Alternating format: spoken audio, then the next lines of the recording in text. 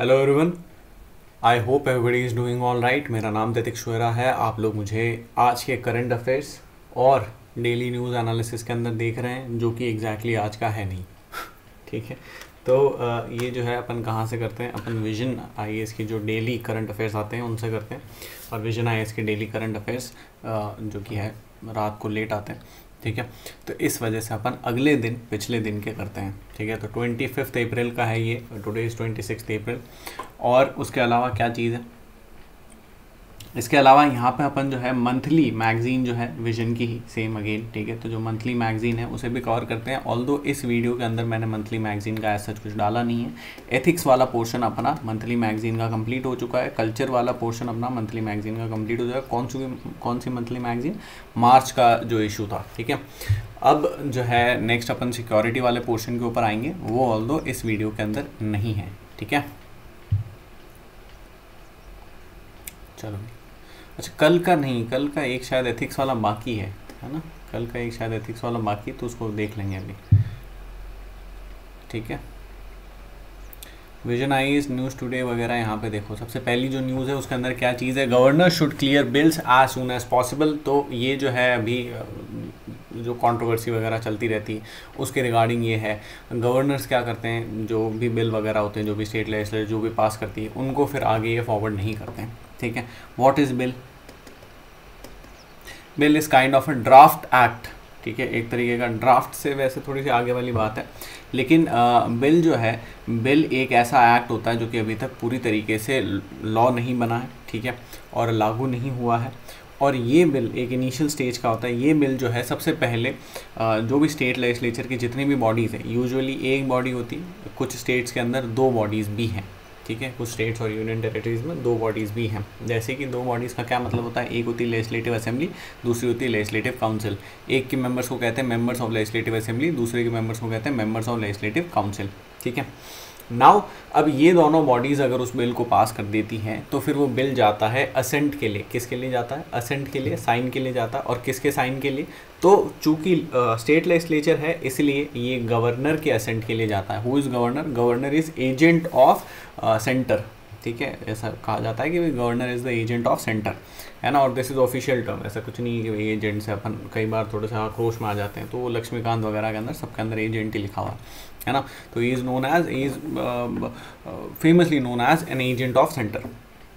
Now the thing is कि अब ये इनके पास असेंट के लिए जाता है, साइन के लिए जाता है। लेकिन कई बार अपन को ऐसा देखने को मिलता है कि चूँकि जो स्टेट गवर्नमेंट है, स्टेट गवर्नमेंट किसी एक पर्टिकुलर पार्टी की है और सेंटर में गवर्नमेंट दूसरी पार्टी की है, और जो गवर्नर है, गवर्नर को सेंटर नहीं भेजा है, गवर्नर को सेंटर नहीं अपॉइंट करा है, सेंटर ने ही रिकमेंड करा है, सेंटर ही उनके ऊपर जो भी लॉर्डशिप टाइप उनकी है। ठीक है, तो अब इस वजह से क्या होता है, गवर्नर्स अपनी पेट्रोनेज सेंटर को देते हैं और वो इन बिल्स को पास नहीं करते हैं, बल्कि इनको अपने पास ही विथ होल्ड कर लेते हैं। इनको जो है असेंट वगैरह इनके ऊपर नहीं देते हैं, काफ़ी ज़्यादा टाइम लगाते हैं, देखते हैं कि भाई हाँ मैं देख रहा हूँ, कर रहा हूँ, ये वो, है ना। कुछ प्रॉपर ढंग से फंक्शनिंग नहीं करते हैं। इसके रिगार्डिंग अभी जो है सुप्रीम कोर्ट वगैरह के अंदर केस चल रहा था, तो सुप्रीम कोर्ट ने रिसेंटली बोला है कि भाई गवर्नर की ये प्रैक्टिस ठीक नहीं है, वेरियस गवर्नर्स की प्रैक्टिस ठीक नहीं है।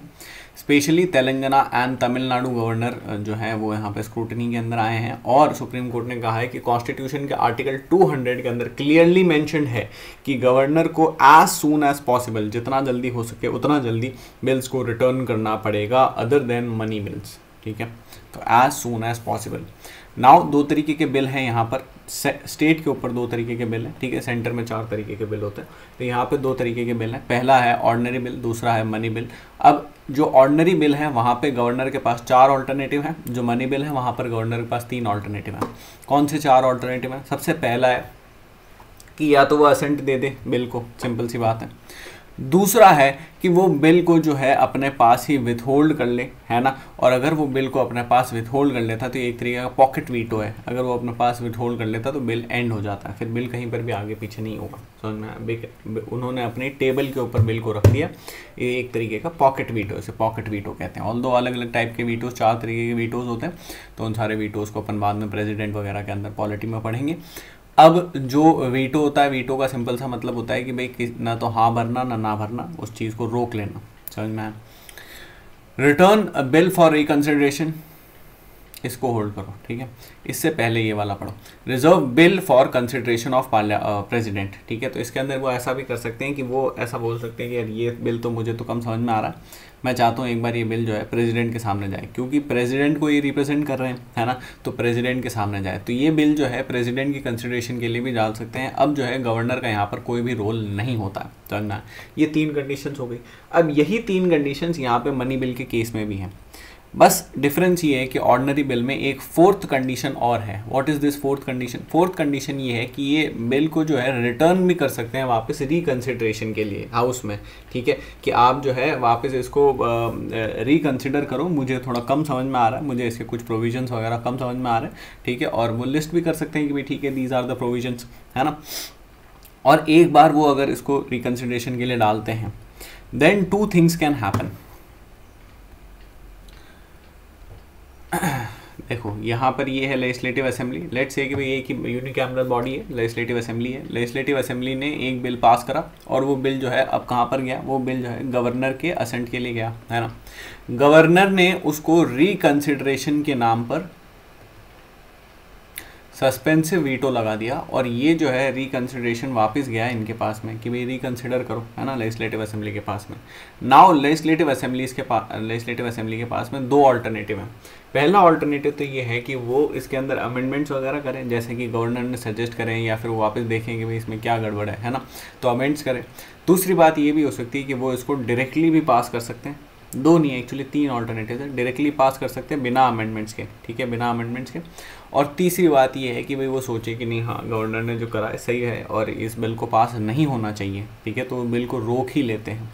तो अगर बिल को रोक लेते हैं तो एंड ऑफ डिस्कशन, बात खत्म हो जाती है। अगर बिल को अमेंड करते हैं या फिर बिल को डायरेक्टली पास करते हैं, दोनों ही सिनेरियोज के अंदर बिल वापस से गवर्नर के पास जाएगा असेंट के लिए, लेकिन अब की बार गवर्नर के पास ये रिकंसिडरेशन का जो वे है वो नहीं है। इस बार अगर वापस से रिकंसिडरेशन के बाद में वापस से री एंटर होता है गवर्नर के ऑफिस में ये बिल, तो गवर्नर को ये पास करना ही होगा। Same goes for president. President के केस में भी यही चीज़ होती है, सस्पेंसिव वीटो एक बार लगा दिया तो एक बार ही लगेगा, समझ में आप, ठीक है। फिर ऐसा नहीं कि भाई आप वापस भेज सकते हो, नहीं नहीं एक बार वापस से रिकंसिडर, नहीं नहीं एक बार वापस, नहीं नहीं मेरा मन नहीं भरा, ठीक है, तो इस तरीके की चीज़ें नहीं हो सकती। तो इस चीज़ को अपन सस्पेंसिव वीटो कहते हैं। क्या कहते हैं? सस्पेंसिव वीटो कहते हैं। गुड। मनी बिल के केस में सस्पेंसिव वीटो नहीं है, पास करना ही है। और एक बड़ी बात ये भी होती है कि मनी बिल जो है आने से भी पहले, है ना, आने से पहले गवर्नर का वो लिया जाता है यहाँ पे कि भाई हम ये मनी बिल को लाना चाहते हैं और ये है प्रोविजंस वगैरह, तो पहले गवर्नर का एसेंट पहले ही ले लिया जाता, तो उसके बाद यूजुअली इसे नहीं काटा जाता, ठीक है। चलो फिर क्या है, सिप्री। सिप्री के ऊपर पहले भी क्वेश्चन आ चुका है। SIPRI is important. What is SIPRI? SIPRI is Stockholm International Peace Research Institute, है ना, और ये जो है ये वर्ल्ड मिलिट्री एक्सपेंडिचर करके एक रिपोर्ट रिलीज करता है। तो अब अगर क्वेश्चन आएगा कि वर्ल्ड मिलिट्री एक्सपेंडिचर ये रिपोर्ट कौन रिलीज करता है, तो क्या बोलेंगे? Stockholm International Peace Research Institute, SIPRI. समझ में आया? वर्ल्ड मिलिट्री एक्सपेंडिचर, सिप्री, ठीक है, ये ऐसे रिलीज़ करता है। यहाँ पे अभी इन्होंने कुछ डेटा दिया। डेटा अपने बहुत ज़्यादा काम का नहीं है। बेसिक अगर मैं आपको आइडिया दूँ तो ये आइडिया है कि अभी भी जो है यूनाइटेड स्टेट सबसे ज़्यादा एक्सपेंडिचर कर रहा है डिफेंस के ऊपर, फिर चाइना कर रहा है, फिर उसके बाद रशिया कर रहा है, फिर इंडिया है, फिर सऊदी है। तो ये प्राइमरी जो है इनके 5 हैं। इसके बाद फिर अदर काफ़ी सारी कंट्रीज़ हैं। इसके अंदर एक यूक्रेन भी है, पाकिस्तान नहीं है, जिसको इंटरेस्ट है वो, ठीक है, वो सुन लें। मतलब अदर्स के अंदर है, पाकिस्तान ये टॉप 10 टॉप 5 ये इन सब में नहीं है, ठीक है। चलो फिर उसके बाद क्या चीज़ है, अपने काम की क्या चीज़ है? अपने काम की है इंडियाज़ डिफेंस एक्सपोर्ट्स। तो इंडिया के जो डिफेंस एक्सपोर्ट्स हैं आपको पता ही होगा, बहुत ज़्यादा स्काई रॉकेटिंग अभी राइज हो रहे हैं, ठीक है, कुछ 300-400% का अपन हर ईयर, ठीक है, राइज देखते हैं। कहाँ से? तो 2008 या 10 से उसको कुछ कहीं से उसको अपन काउंट करते हैं, ठीक है, कि वहाँ से लेकर के अभी तक 300%, 400% इतना राइज है ना। करंटली ऑल टाइम हाई चल रहा है और ये ऑल टाइम हाई कितना है? 16,000 करोड़ रुपीज़ का है ना। अब ये जो 16,000 करोड़ रुपीज़ का, इसको भी अपन बढ़ा के टारगेट अपन ने सेट करा है 35,000 करोड़ रुपीज़ बाय 2025, है ना। अब इंडिया के जो मेजर प्लेटफॉर्म्स हैं तो वो मतलब अपन क्या क्या मोस्टली एक्सपोर्ट करते हैं। तो एक तो डॉर्नियर 228 है। What is Dornier 228? ये एक वो प्लेन है है ना, ठीक है। तो डॉर्नियर 228, डॉर्नियर 228 के अलावा यहाँ पे एडवांस टोड आर्टिलरी गन्स है ना, तो ATAGS टोड आर्टिलरी गन्स मतलब ये आप मॉडर्न डे तोप की तरह मानो, ठीक है, उन्हें आर्टिलरी गन्स कहते हैं, बड़ी बड़ी गन्स होती है। इसके अलावा क्या चीज़ है, ब्रह्मोस मिसाइल्स के बारे में सबको पता ही है, आकाश मिसाइल सिस्टम मैं ऑलरेडी कवर कर चुका हूँ, ठीक है। फिर क्या चीज़ है, तो ये था। अब अगर क्वेश्चन आ जाए, मेन बात तो ये है कि अगर क्वेश्चन आ जाए कि वर्ल्ड मिलिट्री एक्सपेंडिचर, ये रिपोर्ट कौन निकालता है, तो अपन को क्या बोलना है, सिप्री निकालता है ना। और इसके अलावा एक चीज़ और यहाँ पे बताना भूल गया, ये देखो आईडेक्स वगैरह गवर्नमेंट एफर्ट्स, कौन कौन से गवर्नमेंट ने एफर्ट लिए हैं अभी तक डिफेंस एक्सपोर्ट को पुश करने के लिए। तो एक तो आईडेक्स अपना एक नया बना है, इनोवेशन फॉर डिफेंस एक्सीलेंस, ठीक है, इनोवेशन फॉर डिफेंस एक्सीलेंस। इसके अलावा मेक इन इंडिया, इसके अलावा जो है अपने यहाँ पे जो है टेक्नोलॉजी ट्रांसफ़र वगैरह के लिए भी कुछ अपन मेथड्स वगैरह यूज़ करें, तो make in India, delivered by India, iDEX, ठीक है, और असेंबल्ड इन इंडिया, ये काफ़ी सारी चीज़ें हैं, ठीक है। आईडेक्स को याद रखना है, इनोवेशन फॉर डिफेंस एक्सीलेंस, इसके ऊपर प्री में भी क्वेश्चन आ सकता है, मेंस के अंदर आपको इसको यूज़ करना पड़ सकता है। फिर इसके बाद क्या चीज़ है, सेकंड, ये जो नेक्स्ट है ये काफ़ी अच्छी न्यूज़ है, मतलब इंपॉर्टेंट है। Economic advisory council to the prime minister EAC-PM released a paper title India strives with a circular economy. Now circular economy का क्या मतलब होता है, यूजुअली सर्कुलर इकोनॉमी के अंदर अपन 3R प्रिंसिपल को, 3R फार्मूला को मतलब फॉलो करते हैं। इसके अलावा एक 5R फार्मूला भी होता है, ठीक है। तो सर्कुलर इकोनॉमी का मतलब होता है ऐसी इकोनॉमी जो कि घूम के वापस अपनी जगह पर आ जाती है। और इसके अंदर ऑब्वियसली जैसे मैंने बताया 3R, तो 3 स्टेजेस होंगी। 3 स्टेजेस कौन सी है, सबसे पहली तो होती है रेड्यूस, कि कम इस्तेमाल करो, जो भी चीज़ है उसका कम इस्तेमाल करो। ऐसे नहीं कि भाई हर चीज़ का मतलब जो है अपन को एक्सपोनेंशियल कंजम्पशन करना ही है, ठीक है, तो रिड्यूस करो। सेकंड चीज़ होती है कि रीयूज़, उसी चीज़ का बार बार इस्तेमाल करो, ठीक है, नई नई चीज़ें मत ढूंढो। अगर एक बार उसका पूरी तरीके से इस्तेमाल कर लिया गया है तो फिर उसके बाद आप इसको करो रीसाइकल, है ना। अगर एक बार रिसाइकल हो जाती है तो फिर उसके बाद में जो है जो नई चीज़ बनती है उसका वापस कम इस्तेमाल करो, रिड्यूस करो, उसको वापस बार बार यूज़ करो और उस वापस रिसाइकल का रिसाइकल करो, समझ में। और ये प्रोसेस चलाते रहो जब तक वाकई एंड नहीं आ जाता, ठीक है, तब तक तो ये प्रोसेस एटलीस्ट चलाते रहो, ठीक है। तो this is the way 3R formula. Now एक 5R फार्मूला भी होता है। 5R फार्मूला के अंदर 5 स्टेजेस होती हैं। 5 स्टेजेस के अंदर सबसे पहली तो कौन सी, रिफ्यूज़, है ना। रिफ्यूज़ का मतलब ये है कि जो कोई भी रॉ मटेरियल वगैरह ऐसी कोई चीज़ है डायरेक्ट, उसको आप रिफ्यूज़ करो कि नहीं मैं तो जो है रिसाइकल को ही यूज़ करता हूँ, है ना। रिफ्यूज़ के बाद में यहाँ पर एक स्टेज आती है जिसके अंदर आप जो है उसकी डिज़ाइन वगैरह करते हो, तो रीडिज़ाइन,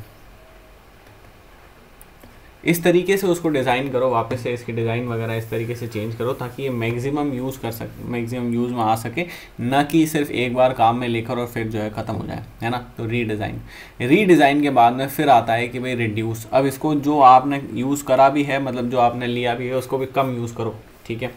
रिड्यूस के बाद में फिर वापस आता है रीयूज़, ठीक है, जिसे यूज़ कर रहे हो, जो भी आपने लिया है उसे भी बार बार यूटिलाइज करते रहो, है ना।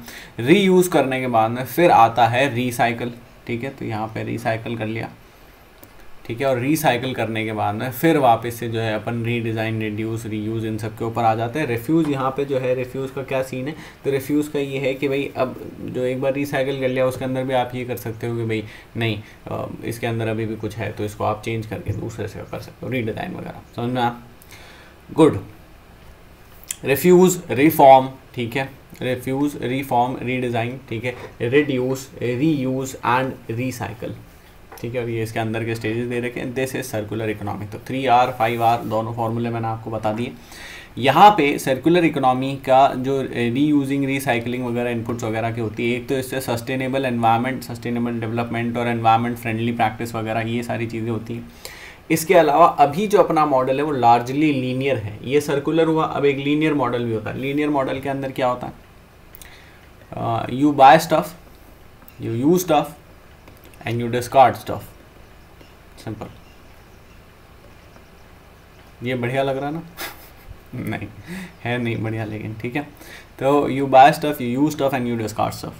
next what happens is you buy again new stuff, you use stuff and you discard stuff, ठीक है, तो सिंपल सी बात है।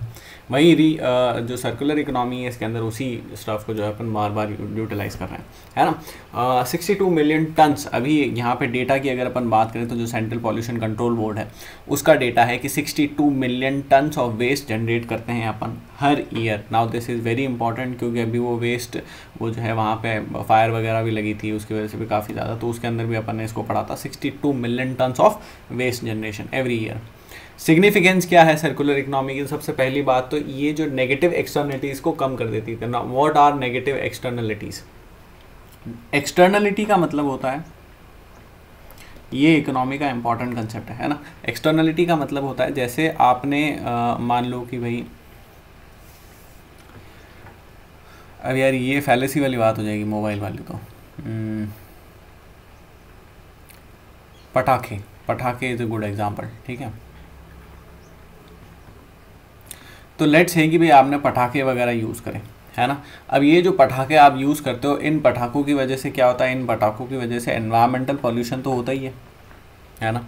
उसके अलावा जो चाइल्ड लेबर है, चाइल्ड लेबर को भी यहाँ पे एम्प्लॉय किया जाता है, तो चाइल्ड लेबर की प्रॉब्लम भी क्रिएट होती है। इसके अलावा इलीगल और अनऑर्गेनाइज्ड सेक्टर है वो ग्रो करता है ना, क्योंकि ये बैंड होते हैं कई सारे जगहों पे, तो इलीगल और अनऑर्गेनाइज सेक्टर ये ग्रो करता है ना। इसके अलावा क्या चीज़ है? ये जो पटाखे हैं, अब इन पटाखे से आपको मिल क्या रहा है? इन पटाखों से आपको सेटिस्फैक्शन मिल रही है, समझ में आया? तो जो भी मेंटल सेटिस्फैक्शन वगैरह है तो ये आपको मिल रही है। तो what you got, this is what you got, है ना। What you lost nothing. आपको क्या लॉस हुआ? आपको कुछ भी लॉस नहीं हुआ सिवाय मनी के, मॉनेटरी। तो वो लॉस किस तरीके से देखोगे? मैंने बाय करा, 10 रुपये का पटाखा था, 10 रुपये में बाय करा, सिंपल सी बात है ना। तो आपको जो है लॉस कुछ भी नहीं हुआ, आपको बस सेटिस्फैक्शन मिली। लॉस कुछ इस तरीके का हो सकता है, डायरेक्ट केस इस तरीके का लॉस आपको हो सकता है कि लेट्स से कि जो आपने पटाखा जलाया उससे आपको ही वापस कुछ जो है रेस्पिरेटरी प्रॉब्लम्स हुई, तो that can be one loss. But these are externalities, ये डायरेक्टली आपसे एसोसिएटेड नहीं है। इसका ये मतलब नहीं है कि ये क्रिएट नहीं हो रही आपकी वजह से, समझ में आया? तो ये इनडायरेक्ट प्रॉब्लम्स हैं जो कि किसी भी चीज़ के पीछे क्रिएट होती है। सिगरेट के अंदर भी सेम एग्जांपल है। सिगरेट के अंदर क्या एग्जांपल होता है? जैसे मान लो आप सिगरेट वगैरह पी रहे हो, तो आपको जो लॉस हो रहा है वो तो खैर आपका लॉस है ना। यहाँ पे डायरेक्ट लॉस की बात नहीं हो रही, है ना। मतलब जैसे आप सिगरेट पी रहे हो तो आपको आपके लंग्स वगैरह को लॉस हो रहा है, दैट इज़ योर लॉस। आपको सेटिस्फैक्शन मिल रहा है, दैट इज़ योर सेटिस्फैक्शन। आपको जो भी मज़ा आ रहा है तो दैट इज़ योर मज़ा। बट इसकी वजह से पास में अगर कोई और बैठा है, समझ में आया? ठीक है, ये तो दिस इज़ यू। बट अगर पास में कोई और बैठा है और उसके अंदर जो है पैसिव स्मोकिंग वगैरह उसको हो रही है, तो उसको जो लॉस हो रहा है दैट इज़ नेगेटिव एक्सटर्नलिटी। यहाँ पे पॉजिटिव एक्सटर्नलिटी भी हो सकती है। ये कैसी हो सकती है कि लेट्स से कि भाई आपने एक पेड़ लगाया, अब ये पेड़ लगाने से आपको सेटिस्फैक्शन मिली, इस पेड़ लगाने से आपका टाइम वेस्ट हुआ, है ना। इस पेड़ लगाने से आपका पानी वेस्ट हुआ, आपके रिसोर्सेज वगैरह वेस्ट हुए। इस पेड़ लगाने से आपको छांव मिली, इस पेड़ लगाने से आपको फल मिले, है ना। तो ये सारे इसके पॉजिटिव और नेगेटिव हैं, जो किसके लिए हैं? आपके लिए, है ना। बट इस पेड़ के लगाने की वजह से क्या हो रहा है? ओवरऑल ऑक्सीजन वगैरह इंक्रीज हो रहा है, कार्बन डाइऑक्साइड वगैरह डिक्रीज हो रहा है। तो ओवरऑल जो सोसाइटी है उसको फ़ायदा हो रहा है, बाकी लोगों को फ़ायदा हो रहा है। That is known as positive externality, समझ में आया? ठीक है, पॉजिटिव एक्सटर्नैलिटी। तो ये जो है ये अदर क्या उसकी वजह से हो रहा, आपके अलावा दूसरों को क्या पॉजिटिव या नेगेटिव इम्पैक्ट हो रहा है, that is known as externality, समझ में आया? ठीक है, तो यहाँ पे अपन को जो है नेगेटिव एक्सटर्नैलिटी रिड्यूस होगी और मतलब इसकी वजह से सर्कुलर इकोनॉमी की वजह से मिनिमाइज़ कर सकेंगे अपन वेस्ट को, है ना। वेस्ट जनरेशन वगैरह कम होगा, जनरेट करेंगे अपन इनकम को, इनकम भी ज़्यादा से ज़्यादा जनरेट होगी अगर अपन उसी चीज़ का बार बार यूटिलाइजेशन वगैरह करें। तो नई सेक्टर्स वगैरह भी, जैसे अभी आजकल आप देख रहे होंगे कि वो कप आते हैं, है ना, तो वो राइस हस्क वगैरह के किसी के बनाते हैं, ठीक है, तो रिसाइकल्ड कप होते हैं। फिर इसके अलावा क्या चीज़ है? Challenges in achieving circular economy. तो यहाँ पे कौन कौन से चैलेंजेस हैं? Challenges, lack of awareness. पहली बात तो लोगों को ज़्यादा लेन देना नहीं, हाँ ठीक है ना यार, चलता है ना यार, क्या लेन देना है, ठीक है। दूसरी चीज़ है इनसफिशिएंसी इन वेस्ट मैनेजमेंट। तो वेस्ट मैनेजमेंट प्रॉपर नहीं है। वेस्ट लैंडफिल्स वगैरह की प्रॉब्लम अपन देख ही चुके हैं। भाई क्या आप रिसाइकल करोगे अगर आप वेस्ट कलेक्शन वगैरह वो पूरा का पूरा अपन ने डिस्कस कराया ना, किसी को अगर उसके बारे में तो उसके मैं नोट्स वगैरह शेयर कर दूंगा, वीडियो आई डोंट नो कौन से वीडियो के अंदर है वो, किसी सीए के वीडियो में ही किसी में है ना। तो वो जो केरला के अंदर हुआ था उसके ऊपर अपन ने डिस्कस कराया, इतने बड़े बड़े लैंडफिल्स हैं और उनके अंदर एक अपन ने इशू देखा था कि जो कलेक्शन होता है वेस्ट का, वो कलेक्शन ही पहली बात प्रॉपर नहीं है, तो आगे की कहानी कैसे प्रॉपर होगी। भाई पहले तो आप उसके सॉर्टिंग वगैरह ढंग से करोगे ना, गीला कचरा सूखा कचरा ये चीज़ करोगे। गाड़ियों में ये चीज़ होती ही नहीं है, घर में ये चीज़ होती नहीं है, जो भी इंडस्ट्रीज़ वगैरह जो भी बॉडीज़ हैं उन इंस्टीट्यूशंस हैं उनके अंदर ये चीज़ होती नहीं, किसी को ज़्यादा लेन देना नहीं, भरते रहो जो भी जहाँ पर भी भरना है भरो, समझना। जैसे अपन पब्लिक प्लेसेस के अंदर भी होते तो मेजॉरिटी ऑफ लोग कभी भी ये चीज़ नहीं देखते हैं कि what is blue dustbin and what is green dustbin. They know that these are two dustbins, कि अगर एक भर गई तो दूसरे में डालो समझना, ठीक है। फिर उसके बाद क्या चीज़ है, limited availability of recycled products, limited availability recycle products की है, ये भी सही बात है। अब आप जैसे अगर मार्केट में ढूंढने जाओगे तो you have to struggle to find recycled products, इतनी आसानी से मिल नहीं रहे हैं। और एक्चुअली होना उल्टा चाहिए, जो दूसरे जो नए प्रोडक्ट्स हैं वो मुश्किल से मिलने चाहिए, रिसाइकल प्रोडक्ट्स और ज़्यादा आसानी से मिलने चाहिए, समझना। तो भाई अगर चीज़ होगी आपके सामने, लेट्स से कि भाई मैंने आपके सामने एक सिगरेट का पैकेट रख दिया, या मैंने आपकी जेब में एक सिगरेट का पैकेट रख दिया। Now you always have a cigarette packet in your pocket.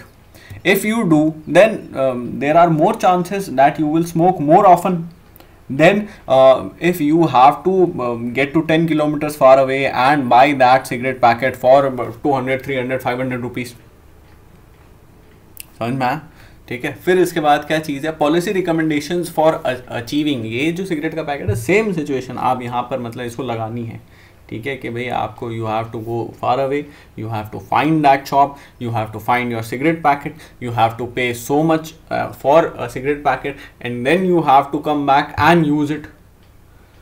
तो कितने चांसेस हैं कि भाई आप उसको यूज़ करोगे, बजाय अगर वो आपकी जेब में है, जेब भी छोड़ो, बजाय अगर वो आपकी जो है जस्ट गली के अंदर जो दुकान है या जो गली के बाहर जो दुकान है वहाँ पर है, समझ में। That is the level of availability we should achieve for, we should aim for, ठीक है। फिर इसके बाद क्या चीज़ है, policy recommendations for achieving circular economy. तो इसके अंदर क्या है, नेशनल लेवल विजन डॉक्यूमेंट की अपन को एक ज़रूरत है। नाउ दिस इज इंपॉर्टेंट, एक पूरे के पूरे pan India level vision document की भी, कैसे अपन सर्कुलर इकोनॉमी की तरफ जा सकते हैं, समझना। दूसरी बात क्या है, मॉनिटरिंग एंड इवैल्यूएशन सिस्टम ज़रूरी है, इंसेंटिवाइजेशन ज़रूरी है कि भाई आप इंसेंटिव्स वगैरह प्रोवाइड करो, जो भी ऐसी कोई फैक्ट्रीज़ है, कोई इंडस्ट्रीज़ हैं, कोई ऐसा कुछ वो इसके ऊपर काम वगैरह कर रहे हैं, तो उनको कुछ वापस उनको बेनिफिट भी तो होना चाहिए ना यार। I will give you one example, you have a factory, I have a factory, है ना, और आप जो है बहुत ज़्यादा दीवाने हैं रिसाइकल वगैरह करने के। मैं पागल आदमी बेवकूफ़, पैसे उड़ाता अपने, पता नहीं क्या क्या है, इसने मशीनें लगा रखी रिसाइकल के लिए, कुछ नहीं होता, रिसाइकल नई चीज़ फेंको, इसको नई चीज़ बनाओ।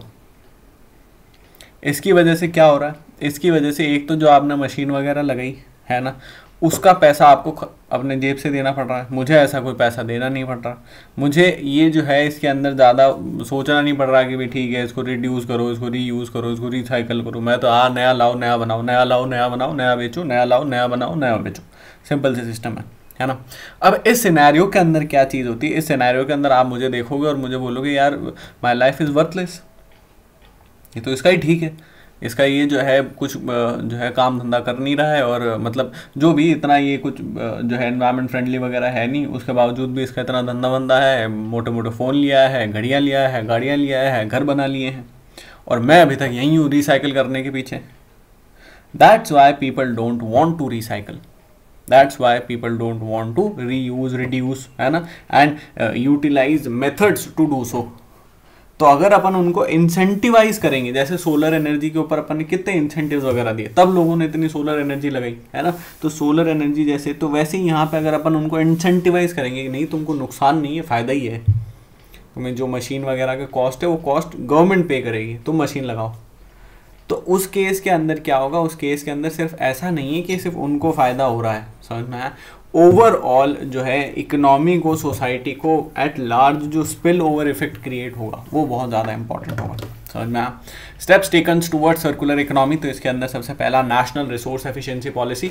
नेशनल रिसोर्स एफिशिएंसी पॉलिसी 2019 के अंदर आई थी। इसके अलावा एक अटल इनोवेशन मिशन है 2016 के अंदर। तो इनोवेशन मिशन के अंदर भी फोकस किया जाता है कि आप ऐसे मेथड्स वगैरह डिवाइस करो ताकि अपन जो है ये सर्कुलर इकोनॉमी की तरफ जा सकें। स्वच्छ भारत मिशन, जिसके अंदर अपन जो है लैंडफिल्स वगैरह को क्लीन करने का अपना विचार है, और उसके अलावा भी पहले बहुत ज़्यादा उसमें आया था, अब तो खैर इतना है नहीं, ठीक है, और भी ठीक है। फिर इसके बाद क्या चीज़ है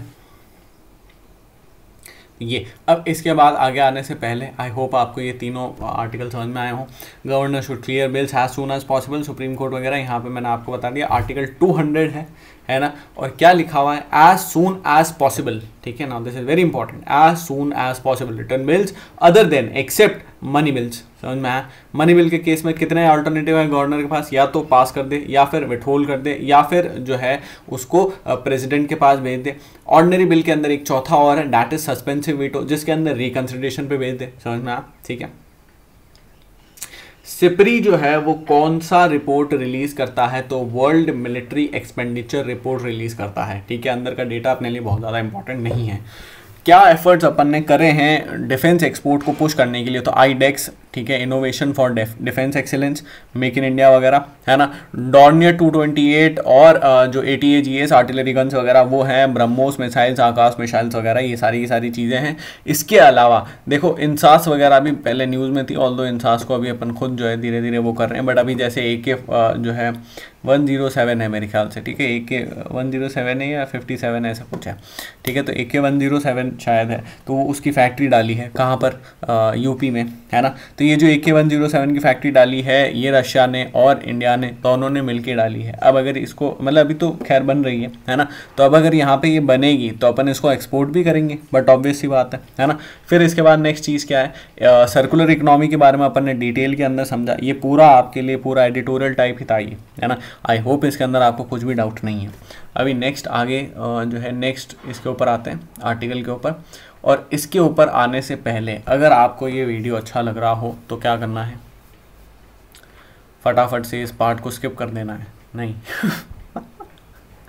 तो आपको जो है वीडियो को लाइक करना है, नहीं अच्छा लगे डिसलाइक करना है, शेयर करना है ज़्यादा से ज़्यादा दोस्तों के साथ। सब्सक्राइब अगर आपने अभी तक नहीं करा तो सब्सक्राइब करो, बेल आइकन को अभी तक अगर आपने प्रेस नहीं करा तो बेल आइकन को प्रेस करो।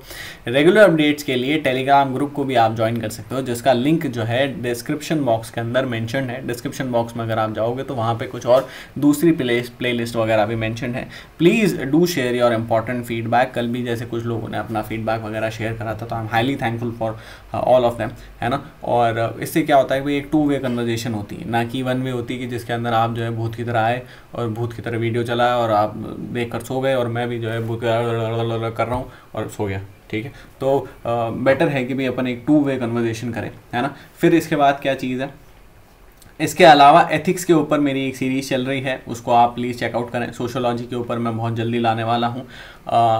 Economic geography, now this is very important. Economic geography के ऊपर आमिना मैम जो है वो उन्होंने सीरीज स्टार्ट कर दी है, तो उसको आप देख सकते हैं। This is important for both prelims and mains, ठीक है। प्रीलिम्स और मेंस में इकोनॉमिक जोग्राफी से भर के क्वेश्चन आते हैं। एक जैसे किसी को डाउट था कि भाई इकोनॉमिक जोग्राफी से कहाँ क्वेश्चन आते हैं, लेट्स सी आते हैं कि नहीं आते हैं।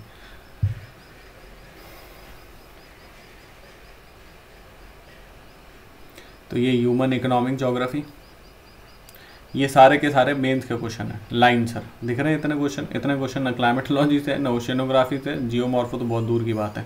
ये प्री के क्वेश्चन हैं, ये मेंस के भी हैं यहाँ पर, है ना। मेंस के और क्वेश्चन हैं, वो थे ही थे, ये और क्वेश्चन हैं, ये प्री के क्वेश्चन हैं। मोनाजाइट, उसके अलावा यहाँ पे ये माइनर मिनरल, है ना। कल उन्होंने मिनरल ऑयल वगैरह ऐसी कुछ लिया है, ठीक है। उसके अलावा यहाँ पे देखो ये सिलेमानाइट और वगैरह वगैरह, ठीक है। फिर इसके बाद यहाँ पे ये जो है डेकन ट्रैप वगैरह के ऊपर ये रिसोर्स पोटेंशियल वगैरह, है ना। फिर इसके बाद में स्टेट गवर्नमेंट्स वगैरह, ये कोल माइंस वगैरह, है ना। आयरन ओर के ऊपर शायद उन्होंने कर लिया है।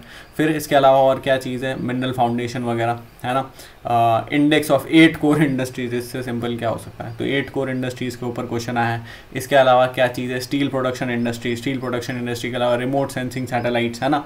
और क्या चीज़ है, इसके अलावा देखो शेल वगैरह के ऊपर यहाँ पे ये देखो बायो रॉक टेक्नोलॉजी, है ना। और the term West Texas intermediate, है ना। तो ये क्या चीज़ होती है, ये जो है वहाँ का क्रूड ऑयल होता है ना, West Texas intermediate crude oil होता है, कहाँ का, यूएस का, है ना। उसके अलावा क्या चीज़ है यहाँ पर जो है कैम्बे बेसिन, और ये कब के क्वेश्चन है, अभी के क्वेश्चन है, जैसे 2022 के 2 क्वेश्चन है, 2020 का क्वेश्चन है, 2016 तो चलो आप छोड़ भी दो फिर भी, है ना, 2016, 15 ये सब। फिर इसके बाद क्या है, ये क्रॉप्स के ऊपर ये क्वेश्चन है ना, आंध्रा वगैरह ये सब हो गया, ये सब हो गया, ये सब हो गया। रेयर अर्थ मिनरल्स और जो रेडियो एक्टिव मिनरल्स हैं उनके ऊपर यहाँ पर ये इतने सारे अलग अलग क्वेश्चन हैं, ठीक है। मोनाजाइट और ग्लोबल ओशन कमीशन, कंटेक्स्ट वनटेक्स्ट, ये वो सब कुछ। सोलर के ऊपर इतने सारे क्वेश्चन हैं, अच्छा नहीं एक ही है इसके ऊपर तो ठीक है। इसके सोलर के ऊपर वैसे मैंने देखे तो हैं, एक सोलर के ऊपर यहाँ है और भी है सोलर पर,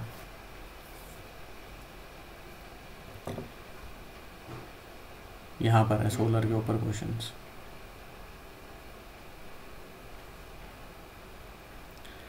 ठीक है। ये देखो सोलर पार्क, फिर ये विंड एनर्जी का है, ये जो भी है ना, ये रेयर अर्थ का, नेचुरल गैस का, हाइड्रोजन का, है ना, क्लोरोफिल वगैरह, ग्रीन हाउस वगैरह, तो ये तो ठीक है। ये सोलर का एक और क्वेश्चन है ना, ठीक है, प्रोजेक्ट लून वगैरह ये हो गया, ये सोलर पावर्ड प्रोडक्शन टेक्नोलॉजी, ठीक है। तो these are the questions which come from economic geography, इसलिए फोकस करना है इकोनॉमिक ज्योग्राफी के ऊपर। एथिक्स के क्वेश्चन मैं बताता ही रहता हूँ, है ना।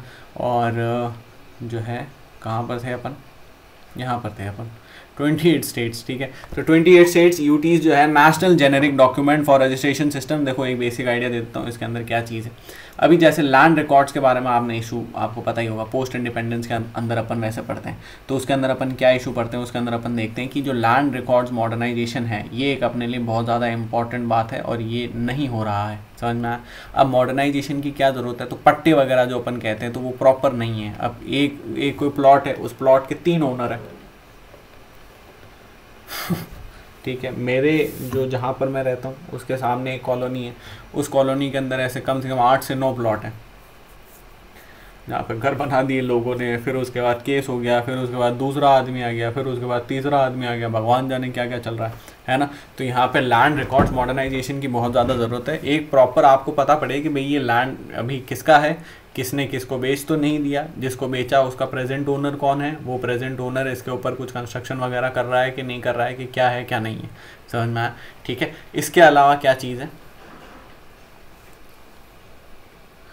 इसके अलावा क्या चीज़ है, हाँ, तो ये लैंड रिकॉर्ड्स मॉडर्नाइजेशन की ज़रूरत है। अब जो है काफ़ी सारी स्टेट्स और यूटीज़ ने जो है national generic document registration system, इसको जो है मतलब लिया है ना। टोटल यहाँ पर 28 स्टेट्स और यूटीज़ दे रखी। टोटल अपने पास कितनी स्टेट्स हैं, 28 तो स्टेट्स हैं, है ना, और मेरे ख्याल से 8 या 9 यूटीज़ हैं, वो आगे पीछे होता रहता तो याद नहीं रहता, ठीक है। 8 या 9 यूटीज़ हैं, चेक करना कितनी गिनते हैं अभी बाद में। फिर उसके बाद क्या चीज़ है, NGDRS फॉर लैंड रिकॉर्ड्स वगैरह ये सब हो गया। इंश्योर्स ट्रांसपेरेंसी, अकाउंटेबिलिटी, इन सबको इंश्योर करेंगे। इसके अलावा एम्पावर करेंगे सिटीजन्स को। Unique land parcel identification number, now this is important, इसके ऊपर प्री में एज इट इज क्वेश्चन आ सकता है। भू आधार क्या चीज़ हो सकती है, पूछ लेंगे।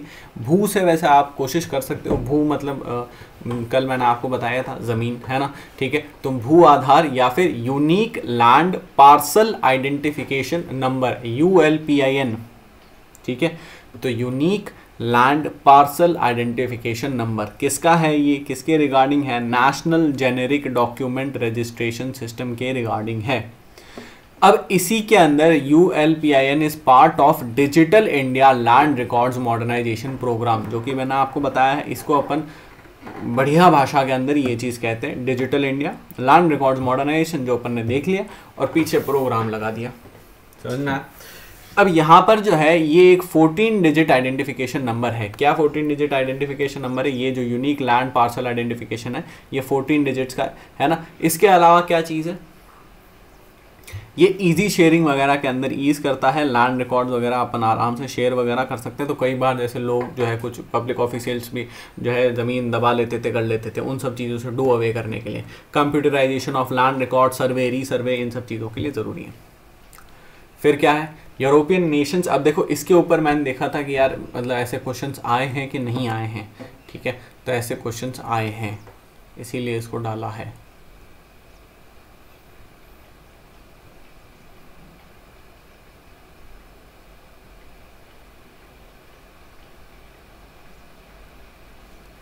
ठीक है। ये देखो ट्रीटी और कन्वेंशंस के ऊपर क्वेश्चन है, तो जैसे पोलर कोड का एक क्वेश्चन पूछा है ना, ये UNCLOS के ऊपर तो 2-3 क्वेश्चन आ चुके हैं। ये कन्वेंशन अगेंस्ट करप्शन वगैरह के ऊपर क्वेश्चन है ना, ठीक है। न्यूक्लियर फील्ड वगैरह ये अलग अलग क्वेश्चन है। अल्मा आटा डिक्लेरेशन, हेग कन्वेंशन, ठीक है, टालानोवा डायलॉग, अंडर 2 कोलिशन, तो ये इतने सब के ऊपर जो है यहाँ पे ऑलरेडी इस तरीके ट्रीटी वगैरह के ऊपर ऑलरेडी क्वेश्चन आते हैं।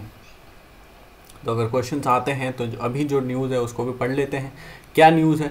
इस न्यूज़ के अंदर यूरोपियन नेशंस जो हैं उन्होंने, कौन कौन से यूरोपियन नेशंस हैं, तो कुछ 7-8 यूरोपियन नेशंस हैं, उन्होंने मिलके पार्ट लिया। टोटल 9 हैं, देखो 7+2, ठीक है। तो 9 यूरोपियन नेशंस हैं, इन लोगों ने मिलके पार्ट लिया है।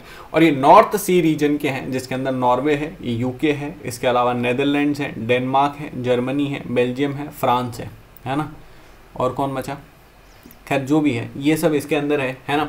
और ये लोगों ने क्या है, इन लोगों का यहाँ पे विचार है कि नॉर्थ सी को अपन एक पावर हाउस की तरह बनाएंगे, power plant, green power plant of Europe बनाएंगे, समझ में आया, जहाँ पर अपन काफ़ी सारे ऑफ शोर का मतलब होता है कि यहाँ पर पानी के अंदर है ना काफ़ी सारे अपन जो है अलग अलग पावर जनरेशन के, रिन्यूएबल पावर जनरेशन के प्लांट्स वगैरह लगाएंगे, जैसे कि ऑफ शोर। इसके अंदर अब ये जो है आमिना मैं आपको और डिटेल के अंदर डिस्कस करेंगे यहाँ पर। जैसे कि देखो, जैसे कि पानी के अंदर जो है विंड मिल्स वगैरह लगाए जाते हैं, है ना, तो विंड मिल्स का लगाना, उसके अलावा जो है टाइडल एनर्जी का लगाना, टाइडल एनर्जी के अलावा जो है यहाँ पे उसका ओशन थर्मल एनर्जी का लगाना, ओशन थर्मल एनर्जी के अलावा ये सारे रिन्यूएबल एनर्जी, वैसे इनको अपन भी थोड़ा बहुत देख चुके हैं, है ना, ठीक है। इसके अलावा जो है सोलर, अब वो पानी के ऊपर सोलर पैनल्स भी ऐसे तैरा देते हैं, ठीक है, तो वो सोलर पैनल्स वगैरह लगाना, ठीक है। तो these are some kind of methods which they will use to make this North Sea region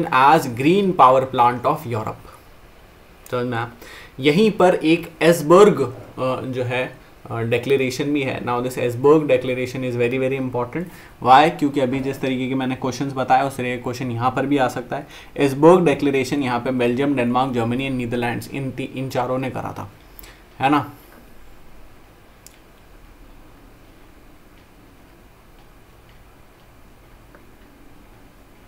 ठीक है, इसके लिए कुछ निमोनिक वगैरह बना सकते हैं क्या अपन?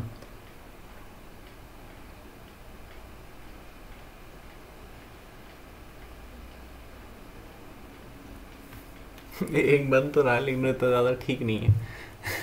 ठीक है, चलो फिर उसके बाद क्या है, चलो अभी फिर बाद में कभी बनाएंगे। बेल्जियम, डेनमार्क, जर्मनी, नीदरलैंड्स, अभी ये याद रखना कहाँ कहाँ पर है, वैसे ही देख लेता ना। डेनमार्क, हेयर इज डेनमार्क, है ना, दिख रहा है, जूम इन करेंगे, zoom in,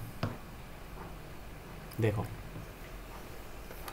here we have Denmark, जो ग्रीनलैंड वाला जो नेशन है, जो भी है, ठीक है, आइलैंड है, वो ग्रीनलैंड भी डेनमार्क का एक डोमिनियन नेशन है ना।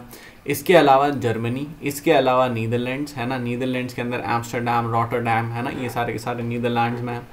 इसके अलावा जो है बेल्जियम, बेल्जियम के अंदर नेटो की वो है हेडक्वार्टर्स है।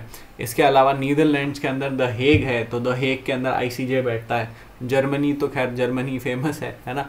डेनमार्क के ऊपर मैंने आपको ग्रीनलैंड वाला फैक्ट बता ही दिया। तो इन चारों ने मिलके जो है ये कन्वेंशन करा, जिसको अपन क्या कहते हैं, जिसको अपन जो है एसबर्ग डिक्लेरेशन कहते हैं, समझ में आया। नाउ विंड एनर्जी अगर इंडिया के अंदर बात करें तो 4th ग्लोबल अपने पास कैपेसिटी है, अपन एग्जैक्टली अभी प्रोड्यूस नहीं करते हैं लेकिन ठीक है, 4th ग्लोबल विंड पावर की कैपेसिटी इंडिया के पास है। National wind solar hybrid policy भी अपन लेकर आए थे, है ना, नेशनल विंड सोलर हाइब्रिड, ठीक है, तो विंड एंड सोलर का हाइब्रिड, ठीक है, पॉलिसी अपन लेकर आए थे 2018 के अंदर। इसके अलावा क्या चीज़ है, इसके अलावा अब जो है शॉर्ट न्यूज़ वगैरह है, तो शॉर्ट न्यूज़ में सबसे पहले ऑपरेशन कावेरी। ऑपरेशन कावेरी के अंदर अपने काफ़ी सारे बंदे, आपको पता ही होगा कि वो सूडान वगैरह के अंदर अभी स्टैंडर्ड हैं, तो उन सबको निकालने के लिए यहाँ पे अपन ऑपरेशन कावेरी लॉन्च करेंगे। इसके अलावा वैगनर ग्रुप, देखो ये मुझे नहीं लगता आपने बहुत ज़्यादा काम का है, फिर भी इसको देख लेना। प्राइस कैप कोलिशन, देखो वैगनर ग्रुप का बेसिक अगर मैं आपको आइडिया दूं तो ये जो है एक तरीके का मर्सनरी ग्रुप है ना, पैसे के लिए काम करता है। पहले यहाँ पे जो ऑफिशियल्स वगैरह वो मिलिट्री फोर्सेस के अंदर थे, अब जो है ये किसके लिए काम कर रहे हैं, तो ये फॉर मनी काम कर रहे हैं, फॉर रशिया, है ना, इन यूक्रेन। ठीक है, तो खैर वैगनर ग्रुप के बाद क्या चीज़ है, price cap coalition. Price cap coalition की अगर अपन बात करें तो यहाँ पे Australia, Canada, EU, Japan and UK, US, इन सब ने मिलकर जो है प्राइस कैप कोलिशन को साइन करा है, जिसके अंदर जो रशियन ऑयल है, काफ़ी ज़्यादा लंबे टाइम से चल रही है चीज़, है ना, तो रशियन ऑयल को जो है अपन एक $60 पर बैरल के ऊपर प्राइस कैप कर देंगे। अगर इतने के ऊपर बेचना है तो बेचो, नहीं तो मत बेचो। ठीक है, तो पूरा का पूरा EU है इसके अंदर। Now this is important. बाकी ऑस्ट्रेलिया, कनाडा वगैरह तो ठीक है, पूरा का पूरा EU है, और EU is heavily dependent on Russian oil, है ना। फिर इसके बाद क्या चीज़ है, Indian handmade portal. Indian handmade portal के अंदर बस बेसिक यहाँ पे हैंडलूम पढ़ लो, बाकी बहुत ज़्यादा काम का नहीं है। हैंडलूम का मतलब होता है कि भाई हाथ से बनाया हुआ कपड़ा, है ना। रिलेटिव ह्यूमिडिटी मैं आपको ऑलरेडी पढ़ा चुका हूँ। क्या होता है रिलेटिव ह्यूमिडिटी, बेसिक अगर 2-4 सेकंड के अंदर रिलेटिव ह्यूमिडिटी और एब्सोल्यूट ह्यूमिडिटी को रिवाइज करेंगे। रिलेटिव ह्यूमिडिटी का मतलब होता है ऐसी ह्यूमिडिटी जिसे अपन परसेंटेज फॉर्म के अंदर गिनते हैं, जिसका ये मतलब होता है कि भाई अभी हवा की अगर कैपेसिटी मान लो कि भाई 100% है ना, जो भी वाटर होल्ड करने की, वाटर वेपर होल्ड करने की, तो अभी उसके पास कितना है, तो अभी उसके पास let's say 50% already water stored है और वाटर होल्ड है। अब ये चीज़ अपन को कैसे मिलती है, जब अपन एब्सोल्यूट ह्यूमिडिटी पर जाते हैं। What is that, that is actual amount of humidity present in the packet of air, in the given packet of air at the given temperature। ठीक है, तो अब actual amount of water vapour क्या चीज़ होती है, इसके लिए वैसे ज्योग्राफी वगैरह आप वॉच करो, मैं जल्दी इसको आगे बढ़ा रहा हूँ क्योंकि अपन बहुत डिटेल में अपन इसको कवर कर चुके हैं। एक्चुअल अमाउंट जैसे कि मान लो कि हवा की कैपेसिटी है 100 लीटर्स की और अभी हवा के अंदर 10 लीटर्स पानी है। ठीक है, तो 10 लीटर्स पानी अपन क्या बोलेंगे, ये है एक्चुअल अमाउंट। वहीं पर हवा की कैपेसिटी 100 लीटर्स की है, अपने पास 10 लीटर्स है, तो अपन क्या बोलेंगे 10% रिलेटिव ह्यूमिडिटी। तो ये तो परसेंट के अंदर आ गया रिलेटिव ह्यूमिडिटी, और अगर 10 लीटर्स कहें तो वो क्या हो गया एक्चुअल ह्यूमिडिटी। अब इन दोनों के अलावा एक स्पेसिफिक ह्यूमिडिटी और आती है, ये अपन ने पहले डिस्कस नहीं करी, तो ये देख लेते हैं। स्पेसिफिक ह्यूमिडिटी का मतलब होता है कि कितना हवा का मास है और कितना उसके अंदर पानी का मास है। इन दोनों को अपन जब कंपेयर करते हैं तो फिर उसे अपन कहते हैं स्पेसिफिक ह्यूमिडिटी। जैसे कि हवा का मास टोटल कितना है, ये तो अपन ने कैपेसिटी देखी कि 100 लीटर कैपेसिटी है। कैपेसिटी की बात नहीं हो रही भाई, कैपेसिटी कितनी होती है, आपको ये भी मैंने बताया था ह्यूमिडिटी के अंदर कि लेस देन 1 to 4% कैपेसिटी होती है बस। मैक्सिमम पानी कितना होल्ड कर सकता है, 4% हवा का, है ना, टोटल, और मिनिमम कितना कर सकता है, तो 1% से भी कम। बस यही रेंज है, कितनी ह्यूमिडिटी होल्ड हो सकती है, इतनी ही रेंज की हो सकती है। ऐसा नहीं है कि भाई 5%, 6%, 10%, 100% हो जाएगा, ऐसा कभी भी नहीं है। 100% का मतलब पानी ही है, हवा ही नहीं समझ में आया। ठीक है, फिर उसके बाद क्या चीज़ है, स्पेसिफिक ह्यूमिडिटी की अगर अपन बात करें तो लेट्स से कि जो packet of air upon consider कर रहे हैं वो लेट्स से कि 1000, अब इसको कोई एक पर्टिकुलर उसके अंदर तो क्या कैसे गिने, चलो टन मान लेते हैं। ठीक है, 1000 टन का है, बहुत बड़ा पैकेट ऑफ एयर है। इस 1000 टन के अंदर जो एग्जैक्टली पानी जितना प्रेजेंट है, ह्यूमिडिटी जितनी प्रेजेंट है, वो लेट्स से कि भाई 40 टन है। बहुत कम हो गया है ना, लेकिन ठीक है 40 टन है। तो इन दोनों चीज़ों को जब अपन कंपेयर करते हैं तब अपन उसे कहते हैं कि भाई ये स्पेसिफिक ह्यूमिडिटी हो गई। समझ में आया, तो एब्सोल्यूट ह्यूमिडिटी हो गया, रिलेटिव ह्यूमिडिटी हो गया, और लास्ट चीज स्पेसिफिक ह्यूमिडिटी जिसके अंदर mass of moisture divided by mass of air. Simple, समझ में आया।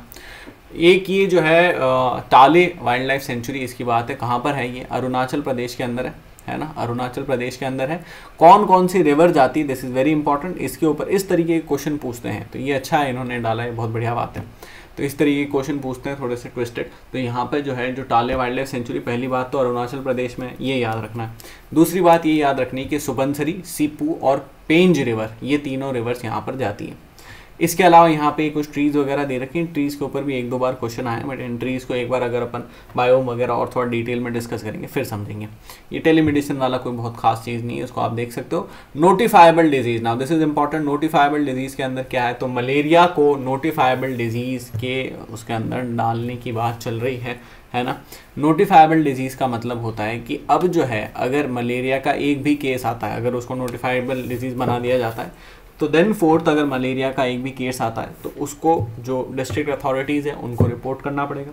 जो डिस्ट्रिक्ट अथॉरिटीज़ हैं वो स्टेट की अथॉरिटीज़ को रिपोर्ट करेंगी, जो स्टेट की अथॉरिटीज़ है वो नेशनल अथॉरिटीज़ को रिपोर्ट करेगी, जो नेशनल अथॉरिटीज़ है वो WHO को रिपोर्ट करेगी। समझ में, ये मैंडेटरी होगा।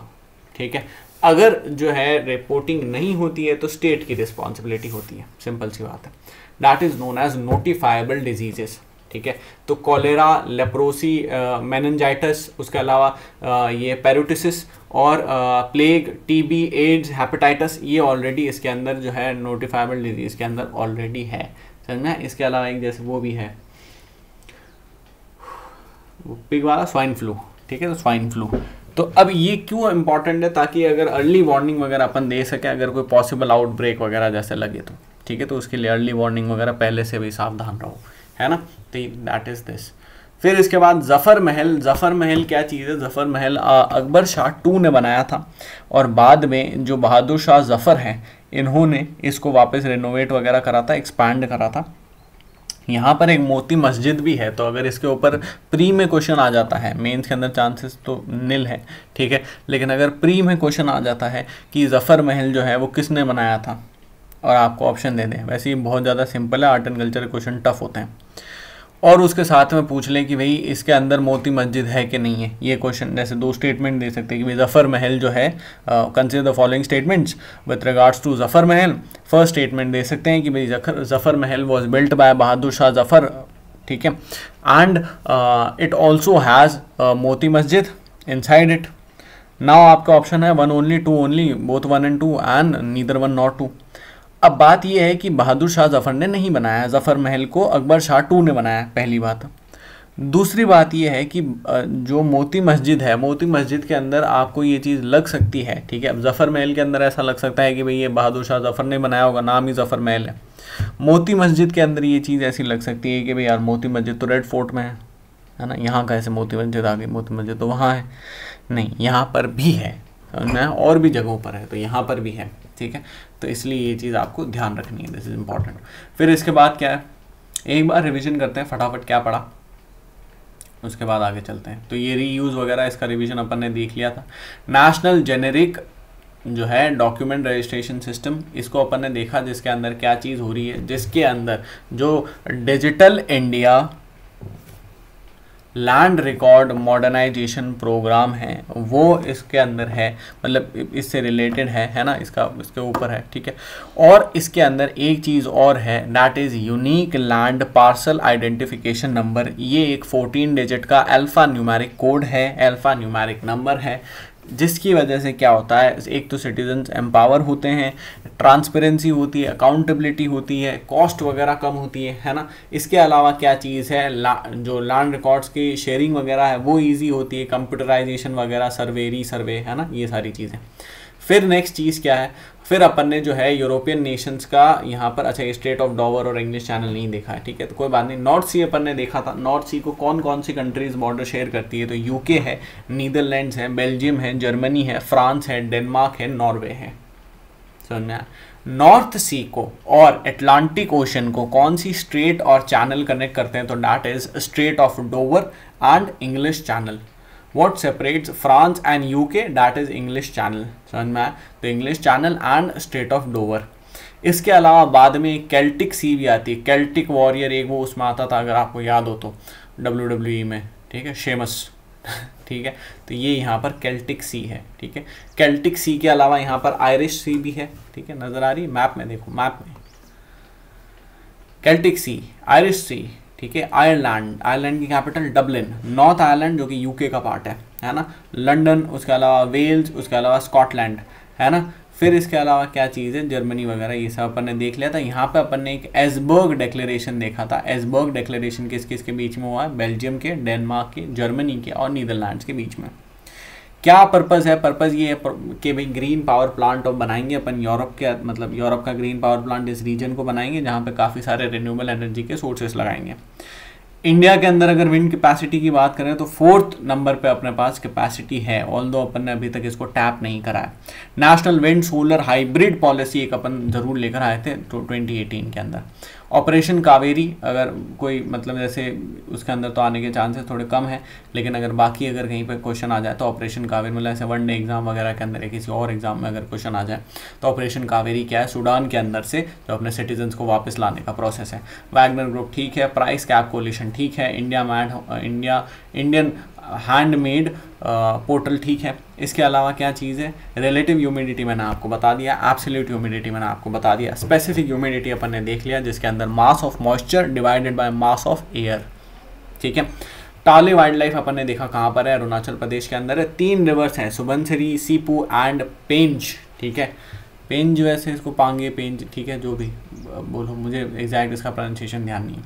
फिर इसके बाद क्या चीज़ है, नेक्स्ट अपन ने नोटिफाइबल डिजीजेस देखी थी। नोटिफाइबल डिजीजेस के अंदर ऑलरेडी कोलेरा, लेप्रोसी, मेनिंजाइटिस, पेरुटिस, उसके अलावा प्लेग, टीबी, एड्स, हेपेटाइटिस वगैरह वगैरह इसके अंदर ऑलरेडी है।